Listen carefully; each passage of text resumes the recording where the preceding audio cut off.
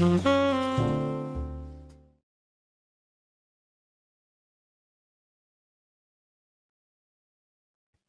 shalom semua teman-teman. Kembali berjumpa di program Disciples. Ya, kali ini saya akan membawakan sebuah tema, yaitu temanya orang kepercayaan. Gitu kan. Sebelum nanti kita baca, berlanjut ya. Nanti kita akan banyak berbicara tentang teman-teman kita yang sudah terlebih dahulu ya kan, kayak Matius, Yohanes, ya itu semua kan teman-teman kita, gitu. Saudara-saudara kita yang sudah lebih dulu yang menjadi teladan buat kita gitu loh. Nah, teman-teman kalau kita membahas mengenai orang kepercayaan sudah pasti yang namanya bagaimana seseorang itu bisa dipercaya itu bukanlah sebuah perjalanan yang singkat. Jadi tidak mungkin kita baru kenal orang terus tiba-tiba kita percaya, ya kan? Jadi itu harus melewati banyak proses, melewati banyak up and down-nya kehidupan sampai akhirnya oh iya, dia itu orang yang bisa aku percaya. Oh iya, kalau kita mau mengambil bahasa sederhananya, dia itu sahabatku, gitu kan. Karena apa? Dalam suka duka ya kan, dia itu tetap ada. Itu kalau konteksnya itu sahabat. Tetapi kalau mau lebih dalam lagi kita membahas tentang orang kepercayaan ini di dunia kerja, ya, orang yang dipercaya untuk diserai tanggung jawab dalam pekerjaan, wah itu luas sekali. Gitu. Nah, itu yang mau saya gambarkan kepada teman-teman semua ketika dapat tema ini orang kepercayaan sedang dalam perjalanan juga lagi nyetir kan, terus tiba-tiba muncul gitu loh. Ya itu loh orang yang dapat dipercaya gitu. Ketika kamu dapat dipercaya oleh seseorang tentunya melalui proses dipercayakan hal kecil dulu ya kan. Di firman kan jelaskan ketika kamu setia dalam tanggung jawab hal yang kecil sederhana ya kan, maka kamu akan diberikan tanggung jawab yang besar gitu. Itu step by step, nggak bisa tiba-tiba wah menjadi orang yang dipercaya langsung gitu. Nah, banyak orang kita tahu bahwa diberi kesempatan untuk dapat dipercaya, tetapi tidak banyak orang itu juga bisa lolos dalam proses seleksinya gitu kan. Nah, bagaimana dengan kita sebagai anak-anak Tuhan? Sudahkah kita itu menjadi orang kepercayaan Tuhan? Nanti kita salah satunya akan membahas mengenai Abraham, teman-teman. Bagaimana Abraham sampai disebut sebagai seorang sahabat Allah, ya kan? Kok bisa ya sampai titik itu? Gitu. Bagaimana dengan kita? Nah, sebelum jauh membahas mengenai banyak hal yang akan kita pelajari dari tema ini, saya akan minta Saudara Ferdi untuk membacakan firman yang tadi sudah saya kasih di Yakobus 4 ayat 1 sampai 10, juga dilanjutkan di Yohanes 15 ayat 9 sampai 17. Jadi kita akan membahas itu dulu hari ini ya. Silakan, Fer.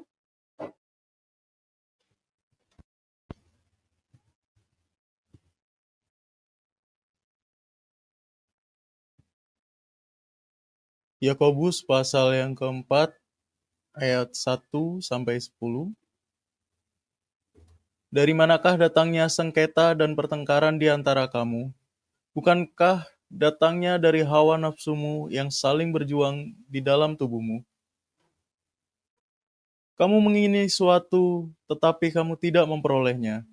Lalu kamu membunuh. Kamu iri hati, tetapi kamu tidak mencapai tujuanmu. Lalu kamu bertengkar dan kamu berkelahi. Kamu tidak memperoleh apa-apa karena kamu tidak berdoa.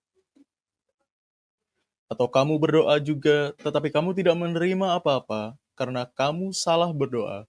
Sebab yang kamu minta itu hendak kamu habiskan untuk memuaskan hawa nafsumu. Hai kamu, orang-orang yang tidak setia, tidakkah kamu tahu bahwa persahabatan dengan dunia adalah permusuhan dengan Allah? Jadi barang siapa hendak menjadi sahabat dunia ini, ia menjadikan dirinya musuh Allah. Janganlah kamu menyangka bahwa kitab suci tanpa alasan berkata, Roh yang ditempatkan Allah di dalam diri kita, diingininya dengan cemburu. Tetapi kasih karunia yang dianugerahkannya kepada kita lebih besar daripada itu. Karena itu ia katakan, Allah menentang orang yang congkak, tetapi mengasihani orang yang rendah hati. Karena itu tunduklah kepada Allah dan lawanlah iblis, maka ia akan lari daripadamu. Mendekatlah kepada Allah dan ia akan mendekat kepadamu. Tahirkanlah tanganmu, hai kamu orang-orang berdosa, dan sucikanlah hatimu, hai kamu yang mendua hati. Sadarilah kemalanganmu, berduka cita dan merataplah. Hendaklah tertawamu, kamu ganti dengan ratap dan sukacitamu dengan duka cita. Rendahkanlah dirimu di hadapan Tuhan dan ia akan meninggikan kamu. Yohanes pasal 15 ayat 9-17. Seperti Bapa telah mengasihi aku, demikianlah juga aku telah mengasihi kamu. Tinggallah di dalam kasihku itu. Jikalau kamu menuruti perintahku, kamu akan tinggal di dalam kasihku, seperti aku menuruti perintah Bapakku dan tinggal di dalam kasihnya. Semuanya itu kukatakan kepadamu, supaya sukacitaku ada di dalam kamu dan sukacitamu menjadi penuh. Inilah perintahku, yaitu supaya kamu saling mengasihi seperti aku telah mengasihi kamu. Tidak ada kasih yang lebih besar daripada kasih seorang yang memberikan nyawanya untuk sahabat-sahabatnya. Kamu adalah sahabatku, jikalau kamu berbuat apa yang kuperintahkan kepadamu. Aku tidak menyebut kamu lagi hamba, sebab hamba tidak tahu apa yang diperbuat oleh tuannya. Tetapi aku menyebut kamu sahabat, karena aku telah memberitahukan kepada kamu segala sesuatu yang telah kudengar dari Bapakku. Bukan kamu yang memilih aku, tetapi akulah yang memilih kamu.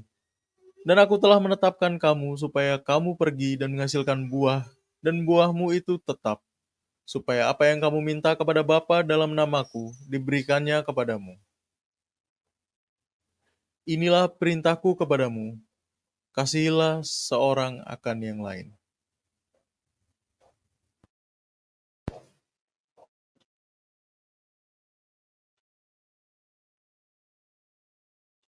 Ya, tadi sudah dibacakan ya oleh Saudara Ferdi. Wah, ini hubungannya apa nih gitu kan. Kalau yang di Yohanes, oh iya, kaitannya dengan sahabat masih. Nah, ketika di Yakobus 4 ayat 1 sampai 10 tadi dibacakan, wah, sedikit horor ya, teman-teman. Kok jadinya ke sana ya gitu loh. Nah, kita akan langsung buka aja di Yohanes 4 ayat 1 dan sampai 3 nanti. Kemudian akan saya jelaskan. Ya, dari manakah datangnya sengketa dan pertengkaran di antara kamu? Bukankah datangnya dari hawa nafsumu yang saling berjuang di dalam tubuhmu? Next. Kamu mengingini sesuatu tetapi kamu tidak memperolehnya, lalu kamu membunuh. Kamu iri hati tetapi kamu tidak mencapai tujuanmu, lalu kamu bertengkar dan kamu berkelahi. Kamu tidak memperoleh apa-apa karena kamu tidak berdoa. Next, ayat 3. Atau kamu berdoa juga tetapi kamu tidak menerima apa-apa karena kamu salah berdoa, sebab yang kamu minta itu hendak kamu habiskan untuk memuaskan hawa nafsumu. Jadi teman-teman, kita tahu bahwa ketika kita ngomong masalah kepercayaan itu pasti erat kaitannya dengan yang namanya job desk. Erat kaitannya apa yang harus kita kerjakan gitu. Banyak orang terjebak dengan banyaknya wacana. Tetapi untuk laksananya itu enggak ada. Benar ya? Jadi itu yang hari-hari ini kenapa saya bisa dapatkan tema ini karena wah Tuhan kalau mau ngikuti wacanaku nih banyak banget wacanaku. Aku mau begini ya kan masalah pelayanan seperti ini, masalah kerjaan seperti ini. Tetapi berapa persen dari apa yang kita wacanakan itu kita wujudkan dalam laksana kita gitu. Apakah kita mengerjakan itu atau sekedar ya sudahlah itu memenuhi binder kita aja sebagai oh aku mau melakukan ini kerjaanku mau diginikan pelayanan seperti ini ya kan.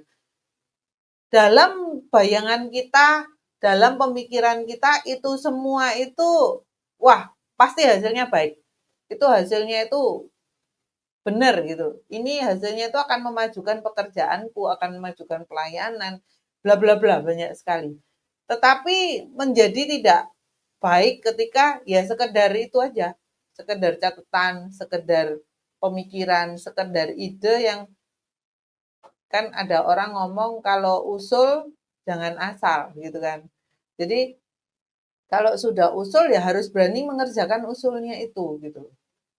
Bukan berarti ketika kita mengusulkan sesuatu kita sendiri itu tidak terlibat dalam apa yang kita usulkan itu gitu. Nah, apa sih kaitannya dengan di Yakobus 4 yang tadi sudah dibacakan dan kita berhenti di ayat ketiga gitu.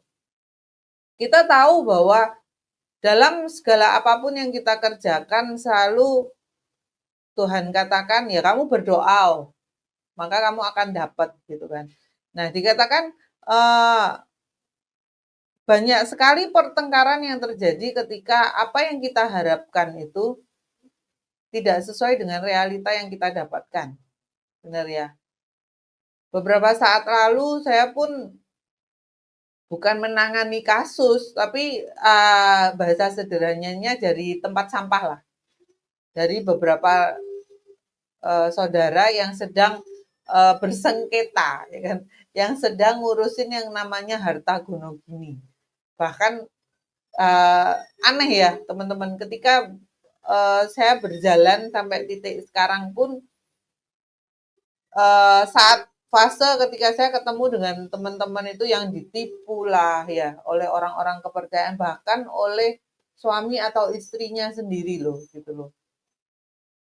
Ketika merintis bersama ya kan, merintis bersama terus sudah kelihatan nih ada duitnya ya kan. Duitnya itu dibawa pergi oleh pasangannya ya kan.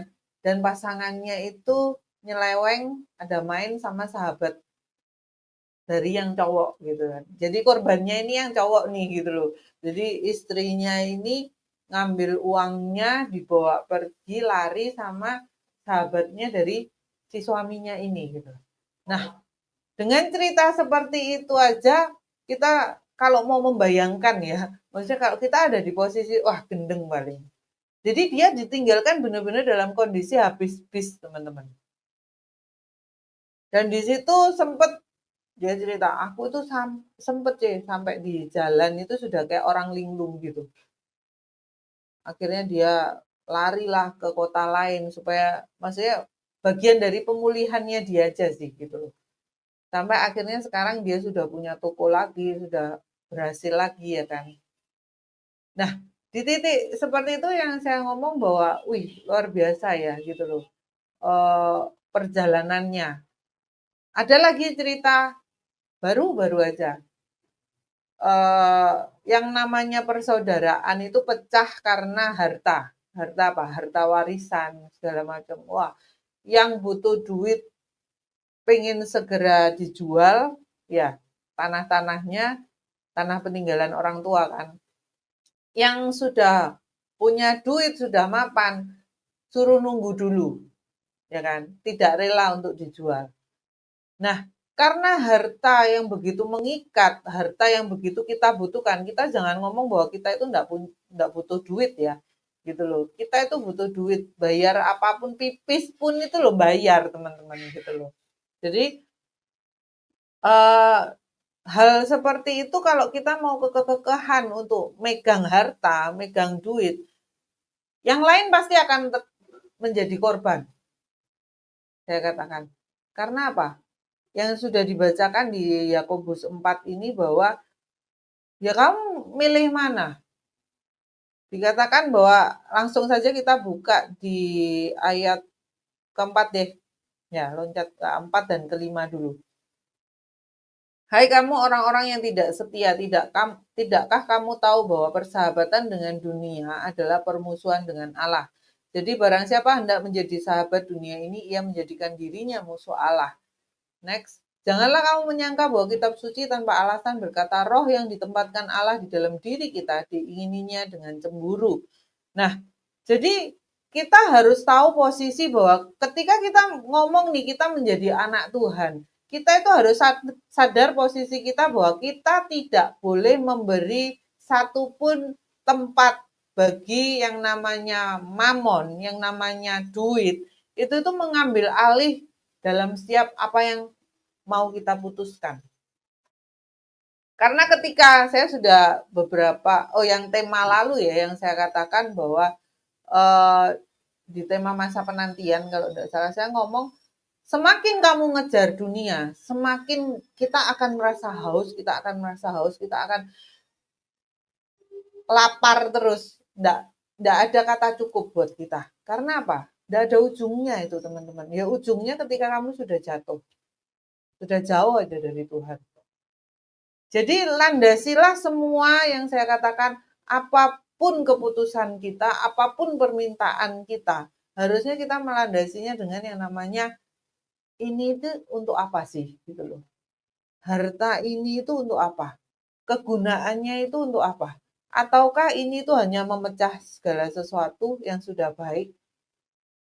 Nah, kalau kita ngambil posisi suami istri tadi ya, yang ditinggal istrinya lari dengan sahabatnya, ya sudah kejadian.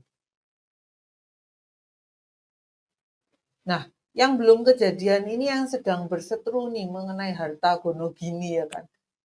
Jangan ngomong itu cuma ada di dunia ini, dunia kerja, dunia saudara yang non-Kristen atau Kristen, semua itu bisa. Bahkan di gereja pun terjadi seperti itu, teman-teman. Benar ya? Kita enggak usah menutup-nutupi itu gitu. Wah, perang nih antara bapak sama anaknya sendiri, akhirnya pecah kongsi ya kan. Beda ini gitu. Jadi banyak sekali yang membawa kita itu menjadi orang-orang yang lewat apa yang sebenarnya Tuhan kasih kepada kita. Benar dong, ketika Tuhan mencurahkan berkatnya berarti Tuhan percaya kalau kita itu sudah mampu untuk menghandle berkat yang dicurahkan ini, tetapi pada akhirnya itu ternyata kok membuat kisruh. Nah, itu yang dikatakan bahwa kita itu belum bisa menjadi orang yang dapat dipercaya di bidang itu. Ya, yang saya katakan enggak ada ketika kita berjalan itu dua perahu itu enggak ada, teman-teman. Karena jelas sekali di ayat kelima katakan bahwa roh yang ditempatkan Allah di dalam diri kita itu diingininya dengan cemburu, teman-teman. Jadi ada satu yang membuat kita berat untuk memilih, ya kan? Kita lebih memilih untuk, wah aku mau kerja, aku butuh duit, Ketika diperhadapkan dengan yang namanya warisan orang tua, harta gono gini, mana yang kita pilih? Kita memilih menyelamatkan harta ini, otot-ototan, atau kita memilih untuk yang penting, kehidupan antar saudara ini tuh aman, tentram. Aku lihat adikku, kakakku itu lebih butuh duit ini gitu. Ya sudah kita jual aja. Nah, sebenarnya hari itu simple ya teman-teman, sederhana. Loh sangat sederhana sebenarnya gitu. Tetapi hati kita itu condongnya kemana itu yang menentukan keputusan kita. Ada lagi satu peristiwa, suami istri juga. Si istri minta cerai ya kan, si suami berusaha mempertahankan sampai satu titik enggak mau, tetap minta pisah, ya kan. Sampai akhirnya ada peristiwa lah ya yang membuat si suami ini akhirnya ya oke, kalau kamu mau pisah gitu kan. Akhirnya sudah cerai terjadi. Salah satu pihak nuntut nih, si istri ini nuntut untuk harta gono gini nih dibagi gitu. Si suami enggak terima. Kamu ikut aku masuk ke dalam kehidupanku, posisiku itu sudah punya A, B, C, D gitu. Nah, kebetulan si istri ini dari keluarga yang cukup lah, bukan yang wah, kalau dibandingkan dengan yang cowok gitu. Nah, si istri ini nonton harta gono gini gitu. Nah, si yang pria ini ngomong, loh kamu masuk, kenal sama aku, masuk dalam pernikahan itu, enggak bawa apa-apa.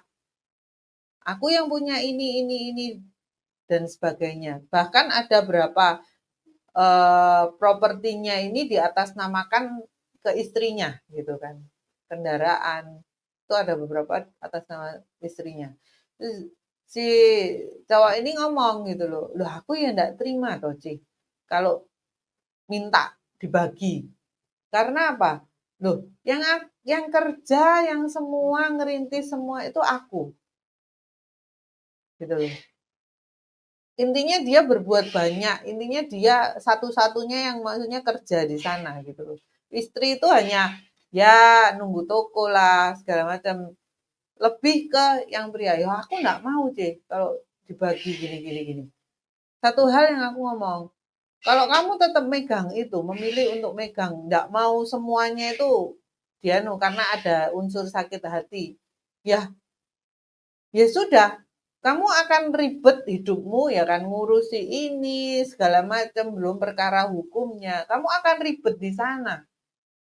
Menguras energimu. Posisi sekarang aja belum masuk kemana-mana nih. Ini cuma ngomong nih, belum ada masuk secara hukum, belum ada laporan segala macam.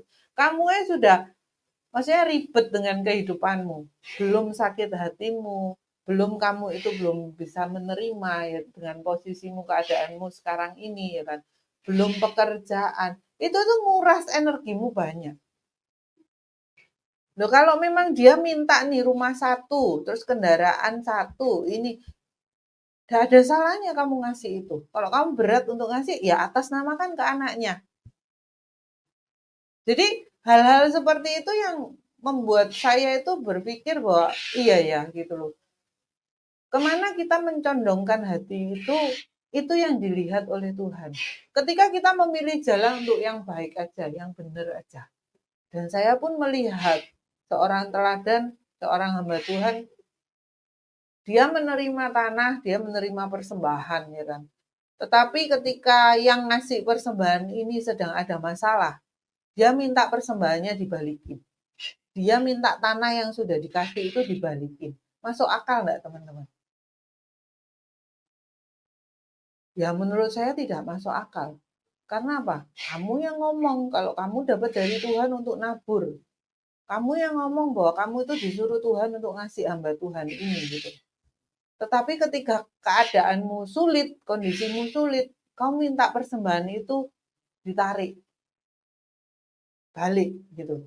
Loh, nggak bisa seperti itu gitu loh. Kalau kita mikir ya secara logika, loh kok aneh ya gitu kan Tuhan yang nyuruh kamu katanya ya kan. Makanya lain kali jangan deh mengatasnamakan Tuhan. Kalau mau ngasih ngasih aja gitu loh. Ya ya. Jadi apa kalau ada di posisi hamba Tuhan ini ya serba salah ya. Mau seperti apa ya gitu. Tapi saya melihat teladan dari hamba Tuhan ini bahwa loh dikembalikan loh teman-teman. Mau tanah, loh ngelisau wis. Berapa yang kamu kasih? Loh tak kembalikan. Dikembalikan teman-teman. Bahkan ketika dia harus jual ini, jual itu, dikembalikan. Benar teman-teman, dikembalikan, benar-benar dikembalikan. Dan saya pun yakin, itu semua ada hitungannya kok. Gitu. Tapi dengan peristiwa itu berbeda ya. Yang tadi saya jelaskan 3 peristiwa awal bahwa bagaimana mamon ini mengikat seseorang untuk ya penting aku punya uang, penting aku dicukupi, penting ini jadi hak milikku, aku senang. Tanpa menghiraukan yang lain. Sedangkan di satu sisi saya melihat dari hamba Tuhan ini bahwa nggak apa-apa kasih no. Beberapa saat lalu saya sempat menggambarkan ya seorang teman ketika dia punya mobil baru diserempet biasa aja dia gitu. Mobilnya dia beli sendiri loh. Dia biasa, ya sudahlah nanti direparasi. Bagaimana harta itu tidak membuat dia terikat di dalamnya. Tetapi justru ya sudahlah daripada rame ya perkara duit ini duit itu bisa dicari gitu loh. Duit itu datangnya dari mana? Tuhan. Ketika hati kita benar, ya Tuhan akan ngasih lagi kok gitu loh. Loh, gampang ini diomongkan teman-teman. Belum tentu ketika saya menghadapi peristiwa yang dahsyat itu saya bisa merespon dengan benar loh. Nah, itu yang saya katakan wacana kita menjadi anak Tuhan itu banyak. Aku mau baik, aku mau nabur, aku mau buat keluarga seperti ini, bla bla bla. Tetapi ketika pertikaian terjadi, kita sama sekali tidak ada jalan untuk memilih untuk berdamai. Memilih untuk jalan yang enak aja gitu. Sama seperti yang Abraham hadapi bersama dengan Lot kan. Ketika dia disuruh misah nih, ya biar Lot aja milih dulu, aku belakangan aja enggak apa-apa. Dia dapat yang jelek enggak apa-apa kok. Karena apa? Dia percaya kalau Tuhan itu sanggup ngasih kehidupan yang baik buat dia. Menjamin kehidupan dia. Nah, bagaimana dengan kita? Kalau kita ngomong kita anak Tuhan, sudahkah kita itu dipercaya dengan apa? Apapun yang kita miliki. Saat ini banyak saya cerita kesaksian orang-orang yang datang itu dengan masalah keuangan, duit, harta warisan. Nah, sudahkah kita dipercaya dengan hal-hal seperti itu? Sedangkan kita tahu bahwa tadi kita sampai ayat kelima bahwa tidak boleh mendua hati. Intinya kan seperti itu. Ayat ke-6 kita sama-sama lihat. Hubungan kita dengan Tuhan itu kalau kita mau menggambarkan itu hal yang nyata, teman-teman. Kenapa ada kata-kata cemburu itu buat saya ketika ada kata cemburu itu kayak manusia banget ya gitu. Tuhan itu juga cemburu ketika kita itu tidak mengutamakan Dia.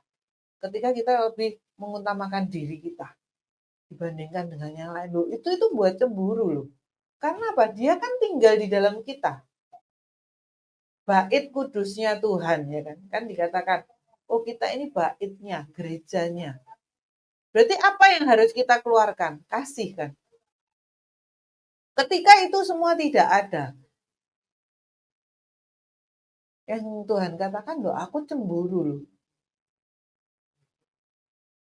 Harusnya tidak seperti itu jalannya. Harusnya tidak seperti itu keputusanmu. Jadi ketika ada kata-kata yang membuat buat saya ya, ketika saya membaca ayat ini bahwa diingininya dengan cemburu sama seperti ketika kita itu sayang, mengasihi orang-orang di sekitar kita lah, suami, ya kan, anak. Tidak boleh ada satupun yang mengurangi kebahagiaan mereka. Kita mati-matian bagaimana caranya itu membuat dia itu bahagia. Nah, ketika dia melakukan sesuatu yang tidak sesuai apa yang kita inginkan, jealous kita, oh keluar sama orang lain, wah jealous loh. Tuhan itu juga Tuhan yang punya perasaan seperti itu gitu. Jadi titik ini ayo dimanusiakan yuk gitu loh. Tuhan itu punya perasaan loh, Tuhan itu punya hati. Kenapa dikatakan dia pun cemburu? Apabila kita lebih memilih sesuatu yang lebih berat dibandingkan dia. Ayat ke-6 kita lihat lanjutannya. Tetapi kasih karunia yang dianugerahkannya kepada kita lebih besar daripada itu, karena itu ia katakan Allah menentang orang yang congkak, tetapi mengasihani orang yang rendah hati. Next. Karena itu tunduklah kepada Allah dan lawanlah iblis, maka ia akan lari daripadamu.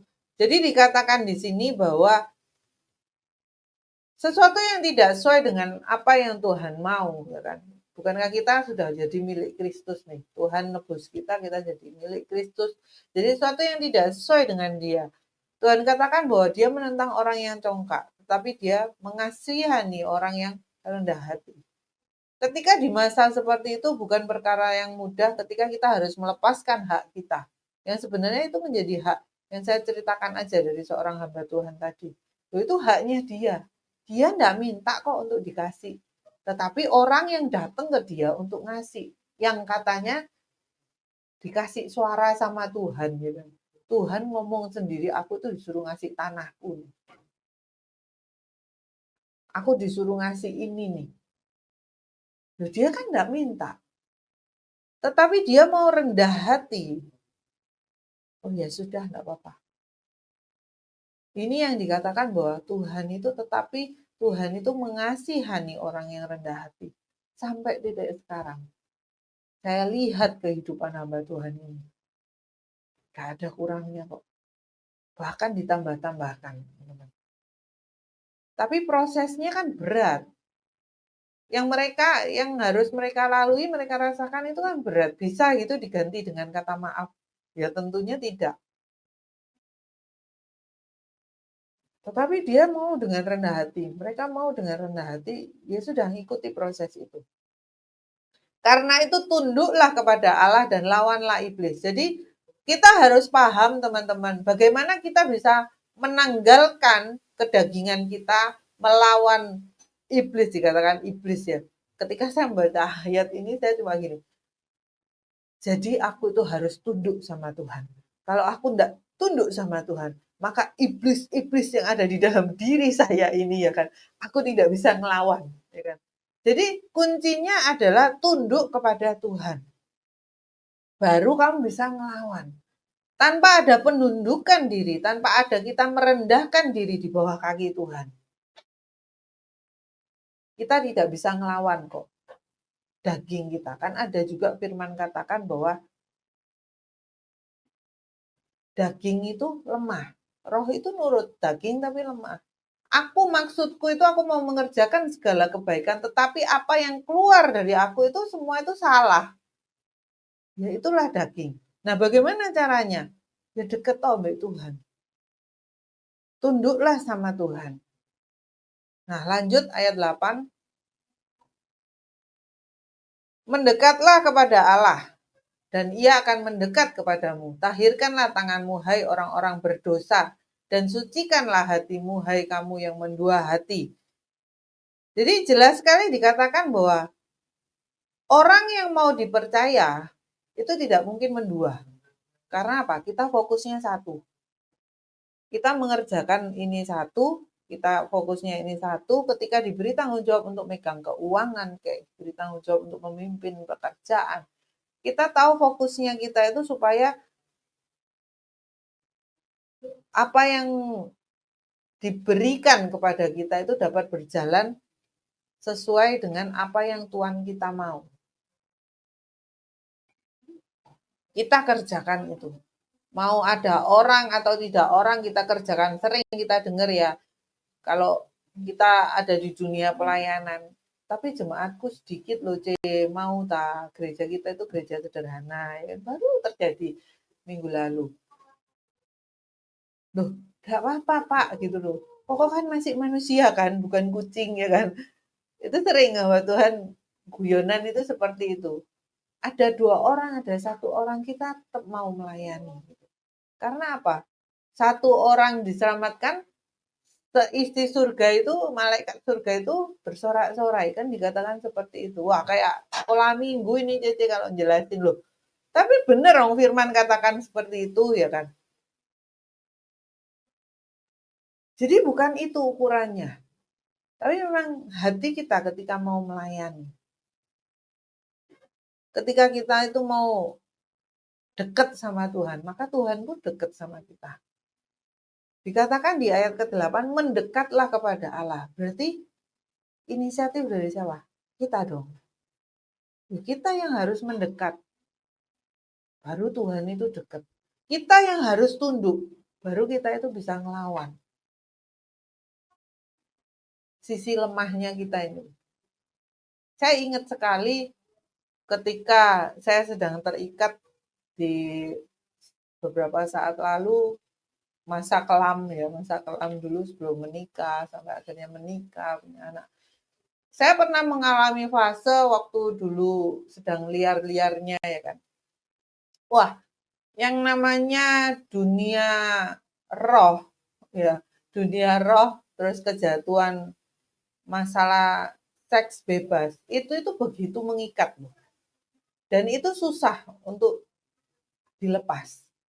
Kecuali kita ada dalam kesibukan di komunitas yang baik, ya kan, kita dalam pelayanan segala macam. Dan satu pernyataan yang sampai sekarang pun saya pegang, ketika kamu mau melayani, ketika kamu mau terlibat dalam pelayanan, ya kan, dekat sama Tuhan, itu yang namanya dosa itu kan kayak lem gitu kan, ceket gitu loh. Begitu nempel, ketika kita tarik balik lagi. Nah, sampai satu pernyataan ini, oh iya ya, gitu. Ketika kamu mau pelayanan itu diibaratkan itu seperti minyak. Nah, itu yang akan melepaskan kita dari lem ini. Tahu ya, lem ketika kamu gosok pakai minyak, anggap minyak kayu putih aja lah, kan lepas. Nah, itulah ketika kita itu terikat pada apa nih sekarang? Ayo ke komunitas. Ayo ada pelayanan, diminta untuk pelayanan, ayo pelayanan. Itu yang menjaga kita loh, teman-teman. Saya dikasih tahu oleh seorang kakak rohani, saya katakan bahwa, Nong, kamu itu harus mengikatkan dirimu itu pada pelayanan. Dengan kamu mengikatkan dirimu pada pelayanan, kamu itu selamat. Karena apa? Ya dipageri gitu. Jadi menjadi bisa tahu aku gitu loh. Ketika aku sedang tidak benar, ketika aku menghindari pelayanan, ketika aku bermasalah di sana lah ya. Oh, tidak mau ketemu ini ya kan, tidak mau ketemu itu. Yang pasti ketika aku ketemu itu, aku akan terkoreksi. Nah, ketika aku sudah tahu aku itu tidak mau ke sana, berarti ada yang tidak beres dengan diriku. Jadi teman-teman, kenalilah diri kita sendiri nih. Ketika kamu sedang bersalah, kamu bisa tahu kok kamu itu sedang salah. Kamu bisa tahu kok kamu itu sedang tidak baik-baik saja.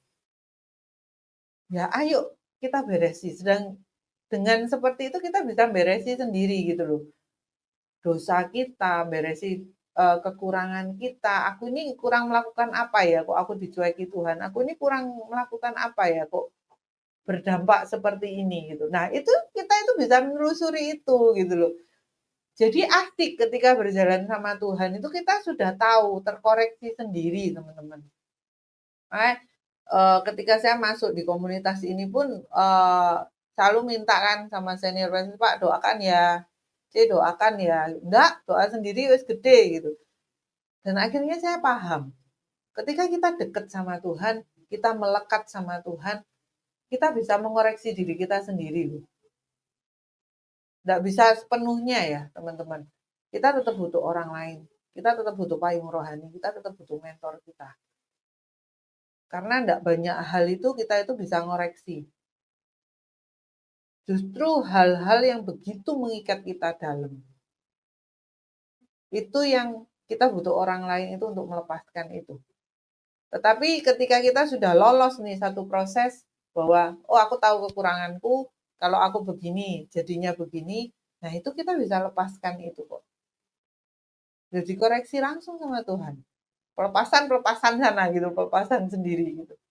Jadi asik. Ketika kita itu mau tunduk sama Tuhan, kita mau melekat sama Tuhan.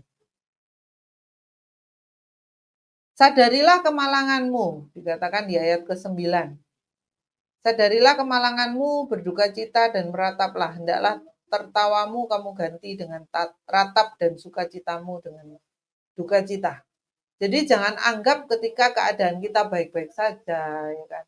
Kita seakan wah aku menang nih gitu kan. Oh, saya elan akhirnya wah duit ini tuh warisan ini jadi milikku gitu kan. Tapi kamu tidak sadar. Seharusnya itu kamu itu berduka cita karena itu. Karena apa? Yang terutama dari dan terbesar dari segala sesuatunya itu adalah kasih. Jadi apapun yang kita kerjakan, landasannya itu harus itu, teman-teman. Bagaimana kita mau ngomong kita mengasihi kalau kita itu tidak peduli dengan mati hidupnya saudara kita. Kita lebih memilih untuk wah ribut-ribut masalah warisan. Pokok warisan itu kudu jadi milikku, ya kan? Nah, ya terkoreksi langsung kalau itu. Tidak perlu tanya benar atau enggak. Jadi ayat ke-10 ditutup dengan rendahkanlah dirimu di hadapan Tuhan dan Ia akan meninggikan kamu. Jadi sesungguhnya ketika seorang hamba Tuhan ini merendahkan dirinya, bukan berarti dia itu kalah, ya kan? Wah, berarti dia itu salah. Apalagi kalau masalah duit kan banyak hamba Tuhan itu tidak berani speak up kan. Karena takut dipikirnya itu minta-minta duit.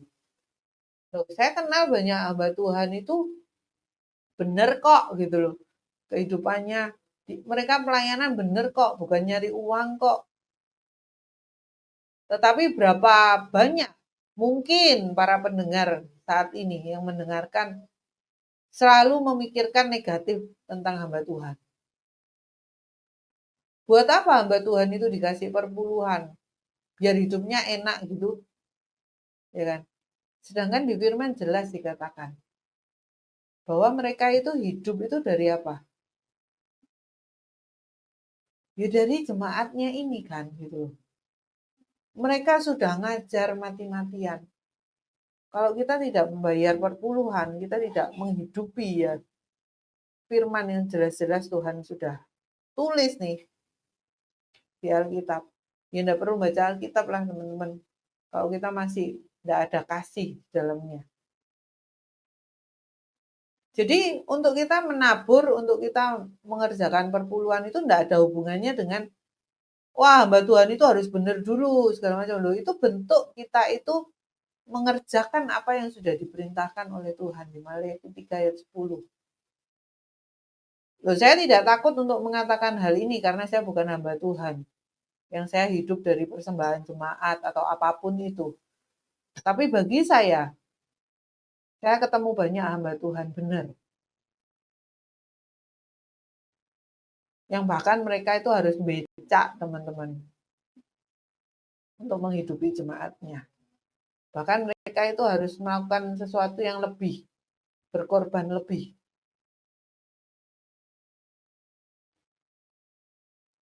Jadi stop untuk memikirkan hal-hal negatif mengenai hamba Tuhan. Jadi kehidupannya mau melimpah seperti apapun, mau seperti apapun yang namanya firman yang harus dikerjakan, firman yang harus ditaburkan, ya ditaburkan aja. Gak ada hubungannya. Kalau memang mereka mau menyelewengkan semuanya itu yang mereka terima, ya selewengkan aja. Kan masuk surga gak gandengan teman-teman. Ya penting aku selamat dulu gitu loh. Aku mengerjakan apa yang Tuhan mau. Teman-teman semua yang mendengarkan saat ini mengerjakan suruh perpuluhan, masih ada diakonia, ada hagai, banyak sekali yang bisa kita kerjakan. Lewat apa? Berkat-berkat Tuhan yang Tuhan percayakan pada kita. Nah, pertanyaannya, sudah bisa dipercayakah kita? Sudah menjadi orang kepercayaan Tuhan belum nih? Ketika kita dititipi berkat sama Tuhan. Karena semua itu ada peruntukannya. Wah, jangan ngomong bahwa wah, sing bagi firman yo yo oh yo sudah mengerjakan berarti gini-gini. Loh, saya itu masih tahap belajar, teman-teman. Dan saya tahu ketika saya harus ngasih, ya saya kasih. Ketika saya berat pun saya tahu. Loh, enggak apa-apa enggak ngasih. Tapi teguran demi teguran itu akan datang dalam kehidupan Anda dan saya ketika tidak mengerjakan itu. Jadi sudahkah kita menjadi orang yang dipercaya oleh Tuhan? Saat ini di sesi pertama ini saya banyak membahas tentang duit, harta, ya kan. Yang mungkin bagi sebagian hamba Tuhan itu menjadi hal yang tabu. Gembala Anda mungkin, ya kan. Pendeta Anda, payung rohani Anda yang jangan nanti dipikirnya itu aku minta loh, aku ketemu loh hamba Tuhan seperti itu gitu loh, teman-teman. Aku enggak mau sharekan itu di jemaat. Sedangkan dari posisi saya melihat, loh, Pak, Bapak itu berhak loh dapat itu. Bapak berhak loh ngomong negur ketika jemaat Bapak itu keliru. Masalah keuangan yang saya katakan. Enggak. Mereka memilih untuk berada di posisi aman dibandingkan memilih untuk mengajari jemaatnya bagaimana sih hidup yang benar dari duit berkat Tuhan yang dipercayakan ke jemaat-jemaatnya ini. Karena apa? Bagi dia, ketika saya menyampaikan itu loh, saya pernah nyenggol dikit, jemaatnya tidak seneng. Wah, merasa bahwa hamba Tuhan ini tuh butuh duit gitu loh. Sedangkan menurut saya, ketika saya datang sebuah gereja, wah hamba Tuhannya dipakai luar biasa. Tetapi ketika saya melihat rumahnya, kondisi rumahnya, kok gitu-gitu amat ya. Padahal jemaatnya itu luar biasa loh, rumahnya gedong-gedong semua loh. Kok udah diperhatikan ya gitu. Karena apa teman-teman? Saya ikut Tuhan yang benar-benar ya, itu kan 2012. Ya, anggap 2012 lah, ketika saya menikah. Mulai pelayanan, aktif lagi pelayanan segala macam. 2012 hingga sekarang, yang saya ikuti, yang saya terjun di dalamnya, saya melihat pertumbuhan, perkembangan, kejatuhan, jatuh bangun ya kan. Sebuah pelayanan, seorang hamba Tuhan, pasangan hamba Tuhan, yang saya lihat kehidupannya bahwa bagaimana dia nge-treat full timernya. Full timer dikasih PK ya kan. Terus habis itu masih dikasih tambahan uang tabungan, belum lagi dikasih kendaraan, belum lagi para pelayan Tuhan yang sungguh-sungguh dibangunkan rumah, ya kan. Bukan perkara pelayanan yang harus besar dulu baru kita bisa ngasih besar ke para pekerjanya, kepada gembalanya. Enggak loh teman-teman. Mengerjakan, Tuhan kasih tanggung jawab apa nih? Kita sanggup enggak untuk mikul itu? Ketika kita sanggup mikul itu, loh dikasih loh. Kok saya melihat bahwa kok timpang ya? Kok beda ya? Aku mikirnya gini, selama ini aku ada di komunitas yang begitu memperhatikan ya kan. Saya ambil contoh, memperhatikan mati hidup full timernya. Begitu memperhatikan gembalanya. Begitu memperhatikan orang-orang yang benar-benar melayani di gereja. Tetapi ketika saya masuk sebuah gereja, dua gereja, itu berbanding terbalik, teman-teman. Di satu sisi ini bagaimana jemaat itu mati-matian, wah aku harus ngasih ini, ngasih yang terbaik untuk full timer, gembala. Tapi di sisi yang lain, kok kayak full timer itu tidak ada harganya. Ya kan? Sampai ada statement loh teman-teman. Ketika saya menghubungi seorang pembicara, dia ngomong gini, Leni, kamu itu harus tahu panggilanmu itu seperti apa. Aku ngobrol sama kamu enak bisa nyambung ya. Karena kita itu satu panggilannya gitu loh. Lupa aku kok panggilannya apa gitu.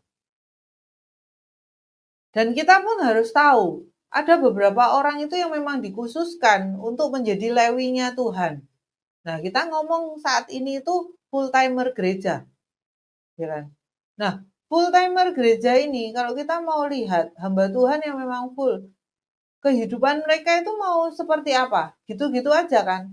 Makanya mereka itu butuh apa? Pengusaha segala macam yang memberi kehidupan pada mereka. Seakan-akan ketika dia ngomong itu begitu merendahkan orang-orang hamba Tuhan itu yang sudah menyetorkan nyawanya ini loh di jalan. Dia menganggap bahwa kehidupan mereka itu kayak keekonomian mereka itu tidak bisa dipakai sama Tuhan. Cuman yang saya tahu, yang saya kenal, enggak kok, enggak seperti itu. Kehidupan hamba Tuhan itu ketika kamu benar melekat sama Tuhan, deket sama Tuhan, kehidupanmu bahagia kok. Dipenuhi, dilimpahi, jadi teladan. Kita lihat pasang surutnya kehidupan dia, loh bisa jatuh hamba Tuhan itu, tapi dia bangkit lagi. Jadi kegenapan firman Tuhan yang tertulis di Alkitab itu hidup enggak di dalam diri hamba Tuhan, dalam diri para pelayan Tuhan. Ya harusnya itu hidup. Tuhan enggak ngomong kamu itu tidak bisa jatuh. Bahkan dikatakan 7 kali orang benar jatuh itu dia akan bangkit kembali. Jadi kuncinya kan kita harus benar dulu. Sama seperti katakan kuncinya kita itu harus melekat dulu. Kuncinya kita harus mengandalkan Tuhan dulu. Baru kita dapat itu. Jadi jangan menganggap rendah. Saya pun sempat terjebak dengan yang menganggap rendah. Wah, gak bener nih ajaran. Standar aja ajarannya ya kan. Kadang kan gitu. Orang yang baru tahu banyak ya kan.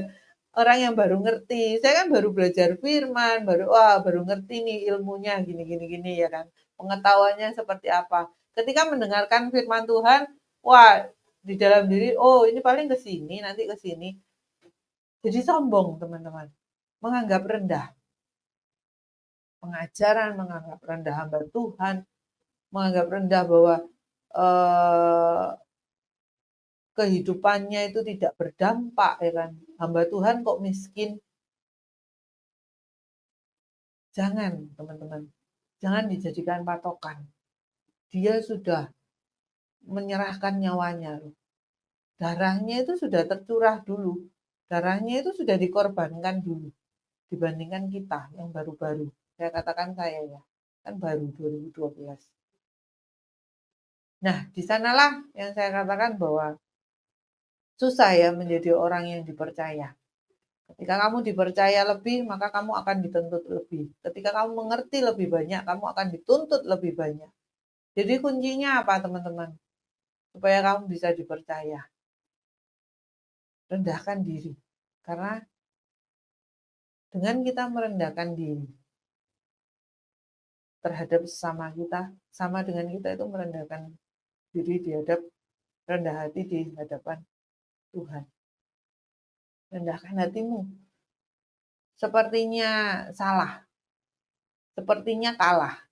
Tetapi ingat di ayat 10 katakan bahwa dia yang akan meninggikan kamu.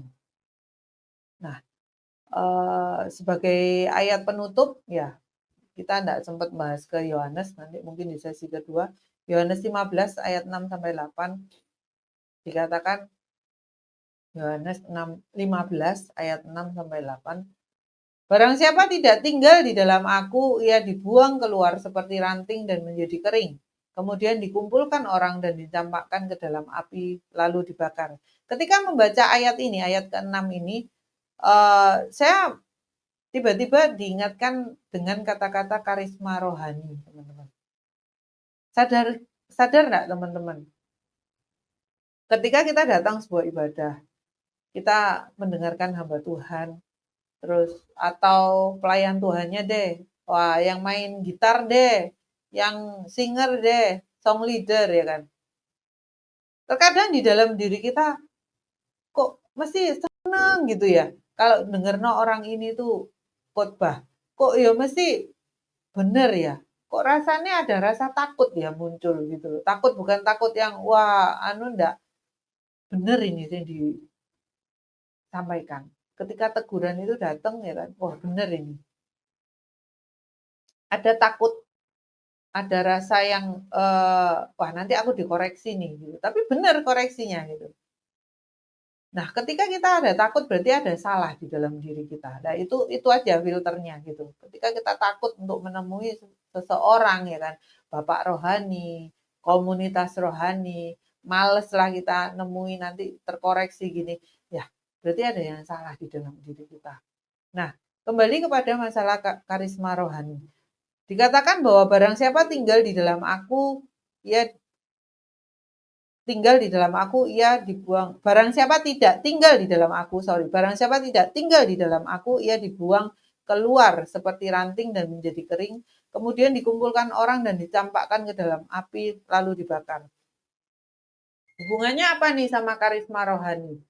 Seseorang yang punya karisma sudah pasti ketika kehidupan kerohaniannya dia, kalau sekedar karisma, wah dari cara dia nyampaikan itu enak ya. Tetapi menjadi seorang jemaatnya, pasti kita itu akan comparekan antara apa yang dia firmankan, apa yang dia sampaikan itu berbanding lurus gak dengan kehidupan jasmaninya ini loh.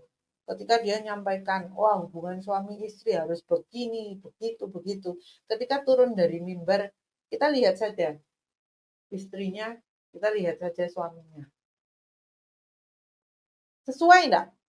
Ya kan? Nah, ketika kita itu benar-benar ikut melekat sama Tuhan, ini kan perikopnya Yohanes 15 ayat 1 sampai 8 itu mengenai pokok anggur ya kan.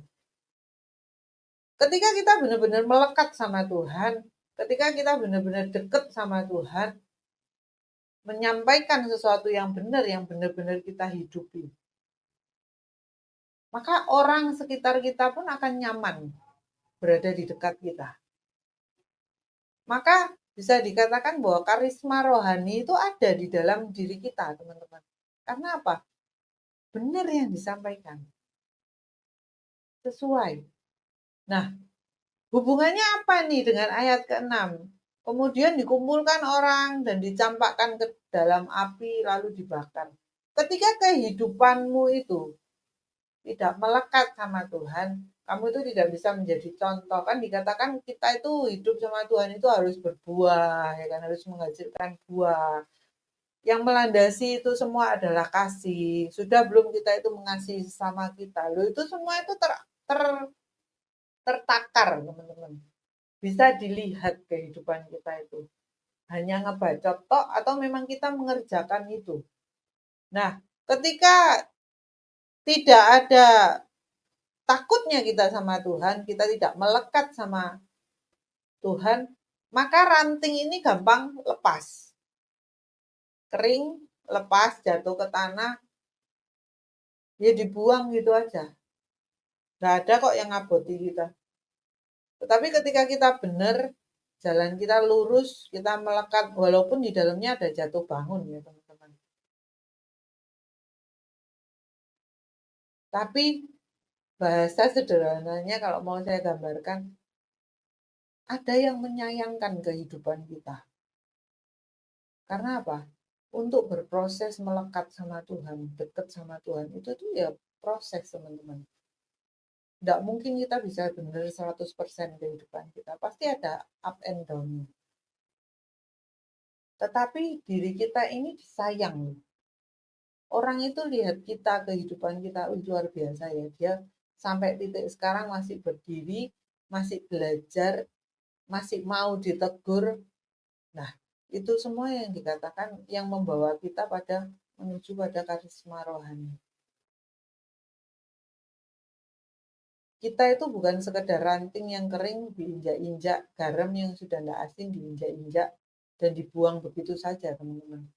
Ketika Tuhan katakan kehidupan kita itu berharga, ya kita itu memang berharga.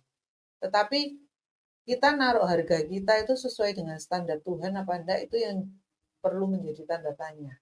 Wah, kembali nih ke pengajaran sebelumnya. Tetapi di tema yang hari ini saya sampaikan, menjadi orang yang dipercaya, itu bukan perkara 1-2 hari, tapi itu proses. Dan itu pun proses itu bisa seumur hidup. Ketika kamu sudah dipercaya nih, kan masih tetap berproses, so kamu masih hidup kan, kamu bisa enggak beleot? Ya sangat bisa. Ketika apa? Ya kamu tidak melekat sama Tuhanmu.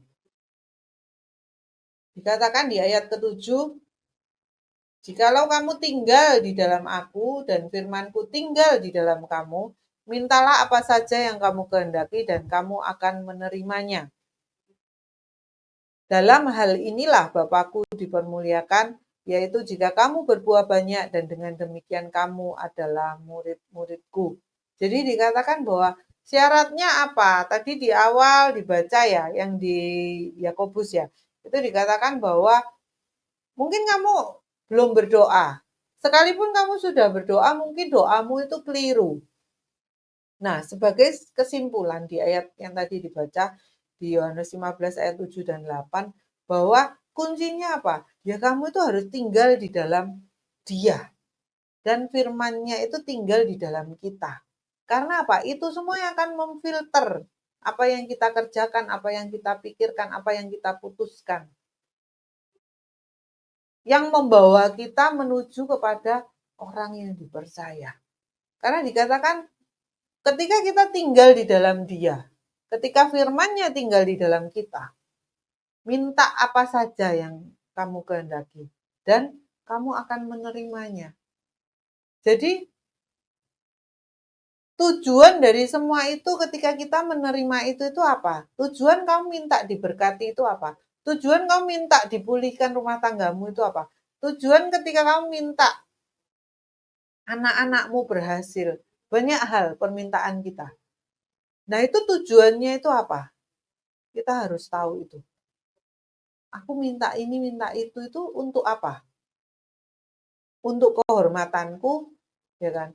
Untuk diriku sendiri, nyamanku, atau ada unsur Tuhan ketika aku diberkati, aku mau Tuhan jadi saluran berkat-Mu. Ojo ngomong selanjutnya dulu ya teman-teman. Tapi motivasi awal dulu ini gitu loh. Karena perjalanannya kita bisa meleot. Ketika apa? Kita tidak lagi tinggal di dalam Dia. Firman-Nya tidak lagi tinggal di dalam kita. Jadi motivasi awal kita itu minta diberkati, minta dipulihkan itu apa dulu? Ketika motivasi kita benar, Tuhan itu akan bekerja loh. Kan dikatakan bahwa kamu akan menerimanya. Apapun yang kamu minta, apa saja yang kamu kehendaki. Mintalah apa saja yang kamu kehendaki. Dan kamu akan menerimanya. Nah, tentunya apa yang kita minta itu harus selaras dengan apa maunya Tuhan. Di ayat ke-8 ditutup dengan, dalam hal inilah Bapakku dipermuliakan, yaitu jika kamu berbuah banyak dan dengan demikian kamu adalah murid-muridku. Tujuannya adalah seperti saya ya, Tuhan aku minta diberkati kok. Oh, aku ya pengen sih ngasih itu kayak ini loh, ngasih besar gitu kan. Tuhan aku mau toh jadi saluran berkat-Mu. Aku mau pelayanan, aku mau disuruh berbagi, sharing, aku mau supaya kehidupanku ini, kegagalanku ini itu bisa jadi berkat buat orang lain. Kegagalan loh, jangan ngomong, bukan keberhasilan ya. Jadi yang gagal-gagal ini enggak apa-apa, Tuhan tak buka. Loh, aku siap buka semua dosaku dulu itu yang tak alami apa. Supaya orang-orang bisa lihat, loh kalau kamu ngerjakan ini kamu keliru loh, kamu dapatnya seperti ini. Loh, itu tuh jadi berkat buat orang lain. Dan lewat situlah, lewat kehidupan kita lah, intinya nama Tuhan itu dipermuliakan. Lewat berkat-berkat itu, intinya buah kita itu banyak dan dapat dinikmati oleh orang lain. Dengan demikian kamu adalah murid-muridku, masih berhenti di murid loh, belum sahabat, ya kan? Murid-muridku yang bisa dikatakan dari yang nggak ngerti jadi ngerti. Dari yang ngerti ini mau dibuat lebih lagi dalam sama Tuhan. Jadi yuk teman-teman, menuju, kalau saya bahas tema ini kan orang kepercayaan, untuk menuju ke sana kita harus melewati proses itu kok. Kita sama melewati proses itu. Dari yang awal saya gambarkan tentang mendua hati, segala macam. Ya kita harus putuskan saat ini. Kita mau ngikut mana nih? Nah, untuk memutuskan itu bukan perkara yang sederhana. Kuncinya apa? Kita harus melekat sama Tuhan. Dengan kita melekat, maka apapun yang kita minta, apapun yang kita harapkan terjadi atas kehidupan kita, itu pun menuju pada pemulihan itu sendiri. Itu teman-teman yang mau saya bagikan pada sesi pertama ini, bagaimana sih untuk menjadi orang kepercayaan. Nah, next kita akan melanjutkan di Yohanes, lalu kita akan membahas Abraham dan teman-teman yang lain, ya kan. Kita lihat contoh apa sih sampai mereka itu bisa dipercaya seperti itu sama Tuhan. Itu saja teman-teman, semoga bisa jadi berkat. Hari ini banyak kesaksian, saya menceritakan kesaksian. Semoga bisa dipahami oleh teman-teman. Itu saja, thank you teman-teman, Tuhan berkati, shalom.